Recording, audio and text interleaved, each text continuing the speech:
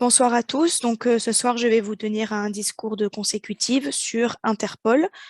Ce discours sera en deux parties. La première partie, ou plutôt la seconde partie, suivra la première partie. Euh, Si ça vous va, je commence. Mesdames et messieurs, avez-vous regardé le documentaire Netflix L'arnaqueur de Tinder? Si c'est le cas, je suis désolée de vous spoiler, mais à la fin de ce documentaire, l'arnaqueur finit par être arrêté en Grèce après qu'une de ses victimes l'a dénoncé à la police néerlandaise et il se fait arrêter par Interpol à son atterrissage en Grèce. Mais Interpol, c'est quoi au juste? J'aimerais vous parler de cette organisation parce qu'on en entend beaucoup parler, mais finalement on ne sait pas grand-chose dessus. Interpol, c'est l'Organisation internationale de police criminelle. Son siège est à Lyon, en France. Elle a été créée en 1923. Cette organisation compte 195 pays membres. Son but est de promouvoir la coopération policière internationale. Elle favorise la collaboration entre les autorités de police pour créer un monde plus sûr. Interpol est constitué d'un secrétariat général qui se situe à Lyon. Ensuite, dans chaque pays, on trouve un bureau central national Interpol. Il est dirigé par des agents de police nationale du pays en question. Il y a également une assemblée générale. Prenons un exemple. Si un crime est commis en Allemagne et que le criminel s'enfuit en France, alors la police allemande pourra être mise en relation avec la police française via Interpol. De cette manière, la police allemande aura accès à des données permettant de retrouver le criminel et la police française pourra l'arrêter sur le territoire français. Interpol s'intéresse à trois types de criminalité en particulier: le terrorisme, la cybercriminalité et le crime organisé. Intéressons-nous de plus près à chaque type. D'abord, la lutte contre le terrorisme. Interpol aide les États membres à empêcher et à mettre un terme aux activités terroristes. Pour ce faire, Interpol recourt à l'identification des personnes, des réseaux et des complices. Ensuite, la lutte contre la cybercriminalité. Interpol essaie de garantir un cyberespace sûr et sécurisé pour tous. Pour ce faire, Interpol soutient les États membres dans la prévention et l'investigation des cyberattaques. Enfin, le crime organisé. Interpol cible et démantèle les réseaux criminels internationaux. Interpol utilise l'identification, l'analyse et la réaction aux menaces criminelles. Interpol détient un avantage de taille. En effet, il s'agit d'une organisation mondiale.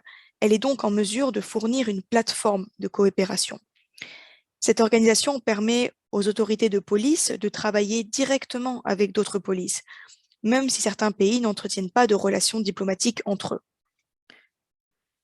Contrairement à certains mythes qui existent au sujet d'Interpol, cette organisation ne détient pas de brigade internationale qui partirait à la recherche du crime organisé dans le monde entier.